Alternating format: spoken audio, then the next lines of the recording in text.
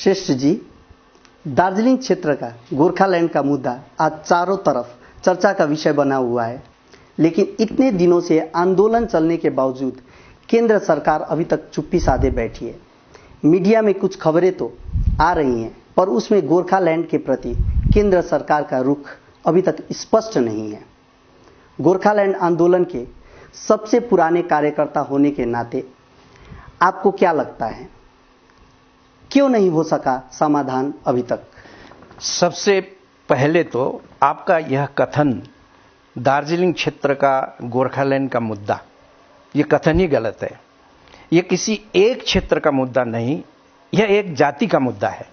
एक ऐसी जाति जो भारत में एक भारतीय पहचान के साथ गर्व से जीना चाहती है। अगर क्षेत्र का मुद्दा होता तो आज देश के हर कोने से गोरखा जाति के लोग सड़क पर क्यों उतरते? देश के ही नहीं, आज तो देश के बाहर के अप्रवासी भारतीय गोरखा भी गोरखालैंड के समर्थन में आंदोलनरत हैं। इसी से यह प्रमाणित होता है कि यह किसी एक क्षेत्र का नहीं बल्कि एक संपूर्ण जाति का मुद्दा है। अब यही बात ठीक से नहीं समझ पाने के कारण आज केंद्र सरकार भी इस मुद्दे को लेकर द्विविधा की स्थिति में है।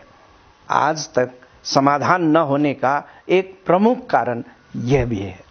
तो अच्छा श्रेष्ठ जी, गोरखाओं को राष्ट्रीय पहचान की आवश्यकता क्यों है और उसके लिए एक राज्य का होना क्यों और किस तरह से जरूरी है? यह तो एक राष्ट्रीय पहचान विहीन जाति ही बता सकती है कि नेशनल आइडेंटिटी के या डाउटफुल संदिग्ध राष्ट्रीय पहचान के साथ में जीना कितना कष्टकर और दुर्भर है। अपने ही देश में राष्ट्रीय पहचान का ना होना एक ऐसा बोझ है जिसके तले आपकी सारी इच्छा, आकांक्षा और आगे बढ़ने की ललक दब कर रह जाती है। देश से एकाकार न हो पाने का गम बहुत ही पीड़ादायक होती है, खासकर उस देशभक्त जाति के लिए जिसने अपने खून पसीने से उस देश का निर्माण किया हो। हम ये मानते हैं कि नेशनल आइडेंटिटी के लिए नेशनल गवर्नेंस में भागीदार होना बहुत जरूरी है। भारतीय राष्ट्रीय शासन में भागीदारी ही एक ऐसा मार्ग है जिससे गोरखाओं को राष्ट्रीय पहचान मिल सकती है। और इस देश में गोरखाओं के लिए एक राज्य का निर्माण एक ऐसा उपाय है जिससे भारतीय गोरखाओं को राष्ट्रीय शासन में प्रत्यक्ष भागीदारी मिल सकती है, जिसके बदौलत गोरखा जाति को मिल सकता है एक पुख्ता भारतीय पहचान। जब तक गोरखाओं को एक अलग राज्य के निर्माण द्वारा राष्ट्रीय शासन में भागीदारी नहीं मिलती, तब तक भारत में इस जाति का नेशनल आइडेंटिटी भ्रमपूर्ण ही नहीं, शंकास्पद और संदिग्ध भी ठहराई जाती रहेगी। गोरखालैंड आंदोलन का मूल सैद्धांतिक रूप यही है। पर राज्य निर्माण के लिए आप लोगों द्वारा प्रस्तावित दार्जिलिंग डुवर्स क्षेत्र को तो बंगाल सरकार किसी भी कीमत पर छोड़ने को तैयार ही नहीं। कैसे बनेगा गोरखालैंड राज्य? राजनीति में कोई भी सहमति और विमति स्थायी नहीं होते हैं। प्रधानमंत्री मोरारजी देसाई ने नेपाली भाषा को विदेशी भाषा बताकर भारतीय संविधान में अंतर्भुक्त करना असंभव बताया था। उन्हीं के जीवन काल में यह काम हो गया।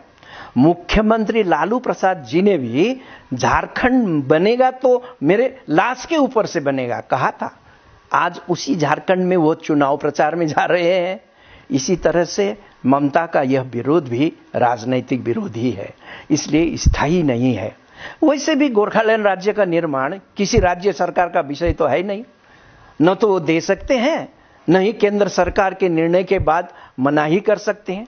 फिर आज का ये विरोध किस काम का? बेहतर तो यह होता कि बंगाल स्थिति को विषाक्त बनाने के बदले इस मामले को केंद्र को निर्णय लेने के लिए छोड़ देता, क्योंकि हम लोग तो यह चाहते हैं कि गोरखालैंड राज्य बनने के बाद भी पड़ोसी राज्य बंगाल से हमारा अच्छा रिश्ता बना रहे। पर कुछ लोग कहते हैं कि दार्जिलिंग डुवर्स क्षेत्र में राज्य बनने लायक आबादी नहीं है, क्षेत्र भी बहुत ही छोटा है और ना ही राज्य संचालन के लिए पर्याप्त आय स्रोत है। तो कैसे होगा? अरे भाई, भारतीय संविधान में कहीं भी यह नहीं उल्लेख किया गया है कि राज्य बनने के लिए इतनी आबादी और इतना क्षेत्रफल की आवश्यकता है। भारत में कई ऐसे राज्य हैं जिनकी आबादी भी कम है और क्षेत्र भी बहुत छोटे हैं। प्रस्तावित गोरखालैंड की आबादी 12 लाख से लेकर 18 लाख तक हो सकती है, जो सिक्किम की 6.5 लाख और मिजोरम की 9.5 लाख से तो ज्यादा ही है। क्षेत्र की ही बात करें तो 3,500 वर्ग किलोमीटर का गोवा और 7,000 वर्ग किलोमीटर का सिक्किम से तो 10-11 हजार वर्ग किलोमीटर वाला गोरखालैंड का आकार बड़ा ही होगा ना।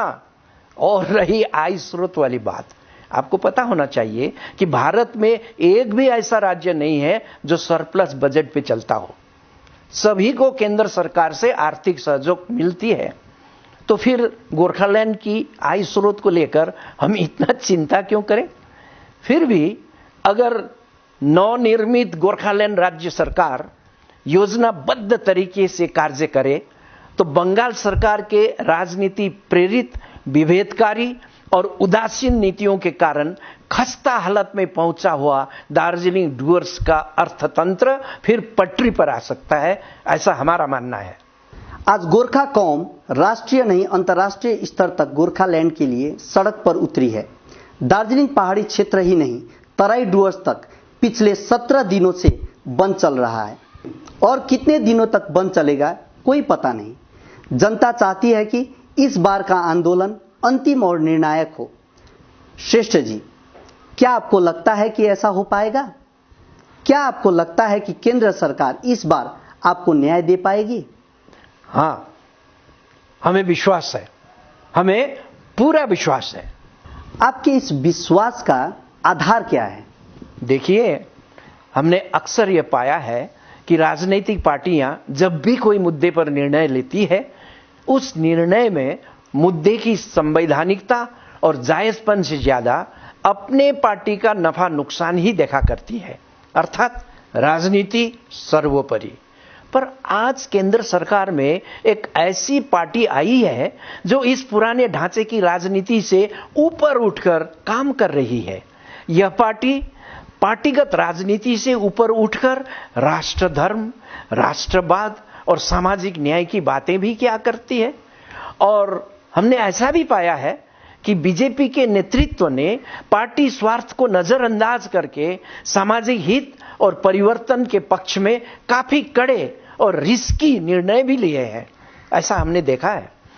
और गोरखालैंड इस देश से जुड़ने की भारतीय गोरखाओं की जनाकांक्षा है, एक राष्ट्रवादी मांग है जो पारंपरिक राजनीति से ऊपर की मांग है। और यह भी राष्ट्र धर्म, राष्ट्रवाद और सामाजिक न्याय अंतर्गत का ही विषय है। इसलिए हमें यह विश्वास है कि बीजेपी जैसा आदर्श चरित्रवान पार्टी गोरखाओं के इस मांग को भी राजनीतिक नफा नुकसान का हिसाब किताब से ऊपर रखकर राष्ट्रवाद और सामाजिक न्याय के तराजू में तौलकर मंजिल तक पहुंचाएगी। आपके विश्वास को हम दाद देते हैं। तो श्रेष्ठ जी, आपको क्या लगता है कब तक बनेगा गोरखालैंड? भाई साहब, यहां पर सवाल कब बनेगा गोरखालैंड का नहीं है, बल्कि सवाल यह है कि भारत माता के सपूत देशभक्त और राष्ट्रवादी गोरखाओं को इस देश में न्याय कब मिलेगा। सवाल यह है। आज इस आंदोलन में 2000 से अधिक जाने हम गंवा चुके हैं। आर्थिक, शैक्षिक, सामाजिक स्थितियां डावाडोल है। यह हमारा तीसरा जेनरेशन है जो आज गोरखालैंड के लिए सड़क पर उतरी है। माननीय मोदी जी ने तो गोरखा का सपना हमारा सपना कहा था, आभार प्रकट करते हैं। लेकिन उन्होंने यह नहीं बताया कि यह सपना साकार होगी कब। इसलिए भाई, सवाल यह नहीं है कि गोरखालैंड कब बनेगा, सवाल यह है कि इस देश में गोरखाओं को न्याय कब मिलेगा।